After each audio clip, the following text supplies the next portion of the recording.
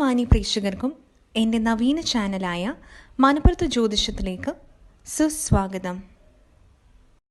ഈ ചാനൽ ഇതുവരെ സബ്സ്ക്രൈബ് ചെയ്തിട്ടില്ലാത്തവർ ദയവായി സബ്സ്ക്രൈബ് ചെയ്യുക. കൂടുതൽ വിവരങ്ങൾക്കായി ബെല്ലൈക്കൺ അമർത്തുക. നമസ്കാരം. എല്ലാ മാന്യ പ്രേക്ഷകർക്കും എന്നെ ഇഷ്ടപ്പെടുന്നവർക്കും ഞാൻ ഇഷ്ടപ്പെടുന്നവർക്കും ഏവർക്കും എൻ്റെ എളിയ ചാനലായ മനപ്പുറത്ത് ജ്യോതിഷം ചാനലിലേക്ക് നിശ്ചയമായ ഹാർദവുമായ സുസ്വാഗതി. കണ്ടുകൊണ്ടിരിക്കുന്ന മകനീയ സാന്നിധ്യത്തിനുടമയായ താങ്കൾക്ക് നമ്മൾ ഈ 1702 വർണ്ണത്തെ ഫലങ്ങളാണ് നമ്മൾ പറഞ്ഞു വരുന്നത്. നക്ഷത്ര ഫലമാണ്. അത് കേൾക്കുന്നതിന് മുമ്പ് എൻ്റെ ഈ വീഡിയോ ഒന്ന് സബ്സ്ക്രൈബ് ചെയ്യണം. കാരണം ഇത് പുതിയ ഒരു ചാനലാണ്, പഴയ ചാനലിലല്ല. അപ്പോൾ ആ വീഡിയോ ഒന്ന് സബ്സ്ക്രൈബ് ചെയ്യുക, ലൈക്ക് ചെയ്യുക ഒക്കെ തരണമെന്ന് പറഞ്ഞുകൊണ്ട് നമുക്ക് രോഹിണി നക്ഷത്രത്തിന് ഈ വർഷം എങ്ങനെ ഉണ്ടെന്ന് നോക്കാം. അപ്പോൾ രോഹിണി നക്ഷത്രം എന്ന് വെച്ചാൽ ഇടവക്കൂറാണ്. അപ്പോൾ നമ്മുടെ കർക്കിടകത്തിലാണ് വ്യാഴം നിൽക്കുന്നത്. 3-ൽ വ്യാഴം നിൽക്കുകയും 11-ൽ ശനി നിൽക്കുകയോടെ ചെയ്യുന്ന സമയമാണ്. ശനി എല്ലാ കാര്യങ്ങളും ചെയ്തു തരുന്നതും എല്ലാം ഉണ്ടാക്കി തരുന്നതുമാണ്. പക്ഷേ അതുപോലെ നഷ്ടപ്പെടുത്തുന്ന ആളുകളാണ് ശനിക്ക്. അങ്ങനെ ഒരു കുഴപ്പം കൂടെ ശനി എന്ന് പറയുന്ന ഗ്രഹത്തിനുണ്ട്. 3-ലെ വ്യാഴം എന്ന് പറഞ്ഞാൽ വിക്രമസ്ഥിതിയിൽ നിൽക്കുന്ന 3-ാം ഭാവത്തിൽ നിൽക്കുന്ന വ്യാഴമാണ്. അപ്പോൾ നമുക്ക് പുതിയ പുതിയ സംരംഭങ്ങൾ തുടങ്ങാനുമൊക്കെ ഒരു ധൈര്യക്കുറവുണ്ടാകുക, മാതാവിൻ്റെയോ പിതാവിൻ്റെയോ സ്വത്ത് ലഭ്യമായിട്ട് വരാനുണ്ടെങ്കിൽ അതിന് തടസ്സങ്ങളുണ്ടാകുക, കർമ്മപദ്ധതികൾക്കും ബിസിനസ്സുകൾക്കും ഒക്കെ നിങ്ങൾ ഉദ്ദേശിക്കുന്നതായിട്ടുള്ള നിലവാരം പുലർത്തുവോ അതിൽ നിന്ന് ധനാഗമനം ഉണ്ടാവുകയോ ഇല്ലാത്ത ഒരവസ്ഥാന്തരം ഉണ്ടാകുക. അതുപോലെ തന്നെ വീട്ടിലെ കുടുംബ സംബന്ധമായിട്ട്, വിവാഹ സംബന്ധമായിട്ടോ അല്ലെ ഭാര്യാസംബന്ധമായിട്ടോ ഉള്ള ചെറിയ ചെറിയ തടസ്സങ്ങളും അല്ലെ രോഗദുരിതങ്ങളും അല്ലെ വിദ്വേഷങ്ങളും കലഹങ്ങളും ഒക്കെ ഉണ്ടാകാനുള്ള സാധ്യതാവസ്ഥ വളരെ കൂടുതലാണ്. അപ്പോൾ ആ പുതിയ കുട്ടികളാണെങ്കിൽ, യുവതലമുറകളാണെങ്കിൽ വിവാഹ യോഗം ഉണ്ടാകാനുള്ള സാധ്യതാവസ്ഥ വളരെ കൂടുതലാണ്. ഈ ചിങ്ങമാസം കഴിയുമ്പോഴത്തേക്ക് ദാമ്പത്യബന്ധം ചില ആൾക്കാരുടെയൊക്കെ ധനുമാസമൊക്കെ കഴിയുമ്പോഴത്തേക്ക് ദൃഢമാകാനും ചിലതൊക്കെ കോടതി വരെ കയറേണ്ടതായിട്ടുള്ള അവസ്ഥ ഉണ്ടാകാനൊക്കെയുള്ള സാധ്യതാവസ്ഥയുണ്ട്. പുനർവിവാഹം ആഗ്രഹിക്കുന്നവർക്ക് അത് നല്ലതാണ്. മത്സ്യബന്ധന സുഹൃത്തുക്കളിൽ രോഹിണി നക്ഷത്രത്തിൽ ആത്മാർത്ഥമായിട്ട് ഈശ്വരനെ വിളിക്കുവാണെങ്കിൽ നന്മയുണ്ടാകാനും ധനമുണ്ടാകുവാനുള്ള സാധ്യതയുണ്ട്. പുതിയ വീട് വയ്ക്കാനോ അല്ലെങ്കിൽ ഭൂമി വാങ്ങാനോ ഉള്ള സാധ്യതാവസ്ഥ വളരെ കൂടുതലാണ്. വാഹനം മാറി മേടിക്കാനോ അതുപോലെ തന്നെ വീട് അല്ലെങ്കിൽ ഗ്രഹം നൂതനമായിട്ട് പെയിൻറ്റ് ചെയ്യുക, അങ്ങനെയൊക്കെയുള്ള കുറേ എന്താ പറയുക, അതിന് ആഡംബരമായിട്ടിടാനും വൃത്തിയായിട്ടിടാനും ഒക്കെ ഉണ്ടാകുന്നതായിട്ടുള്ള ഒരു സമയമാണ്.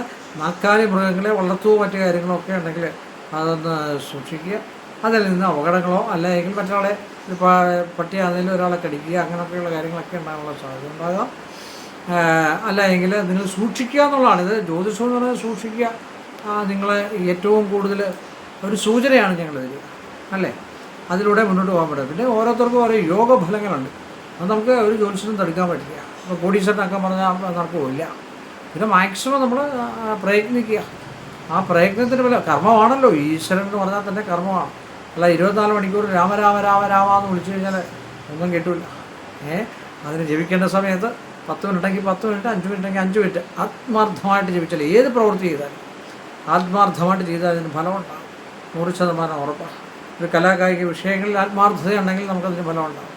അതുപോലെ വിദ്യാഭ്യാസത്തിൽ ആത്മാർത്ഥത നമുക്ക് ഉണ്ടാക്കിയെടുക്കാനുള്ള ഫലങ്ങളുണ്ട്. അതിൽ ബാഹ്യമായിട്ടോ ആന്തരികമായിട്ടോ ദുരിതങ്ങളോ ദോഷങ്ങളോ ദുഷിപ്പുകളോ നമ്മളിലുണ്ടെങ്കിൽ അതൊക്കെ ജ്യോതിഷിയെ കണ്ട് കവിടെ വെച്ച് നോക്കിയതിന് ശേഷം മാറ്റിയെടുക്കുക എന്ന് മാത്രമേ നമുക്ക് പറയാം.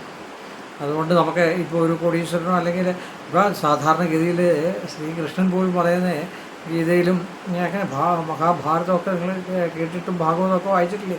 അതിനകത്ത് പോലും പറയുന്നത് മുജ്ജന്മ സുഹൃതമെന്നല്ലേ എല്ലാവരും പറയാം.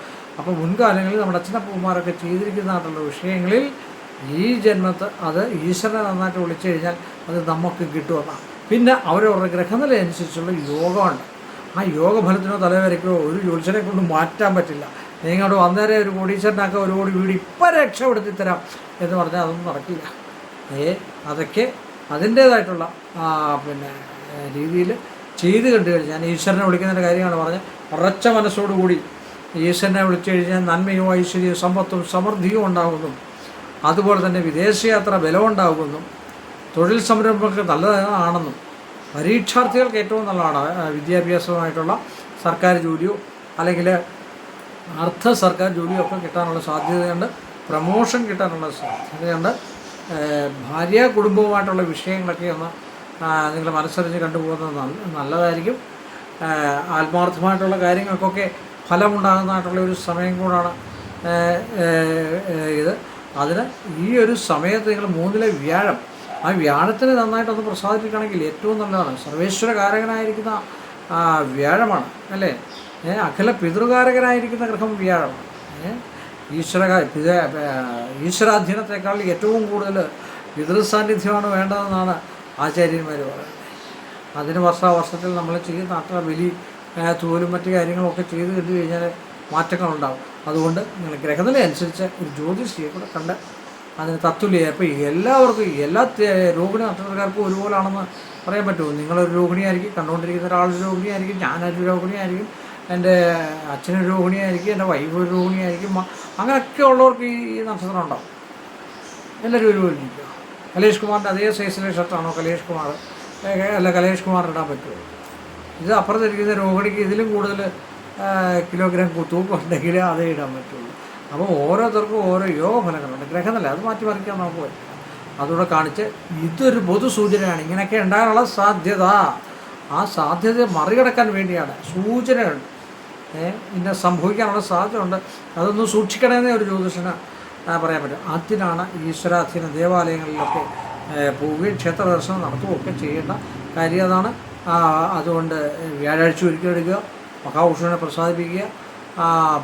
വ്യാഴാഴ്ച ഒരിക്കൽ എന്ന് പറഞ്ഞാൽ വ്രതമായിട്ട് എടുക്കുന്നത് ഏറ്റവും അത്യുത്തമമാണ്.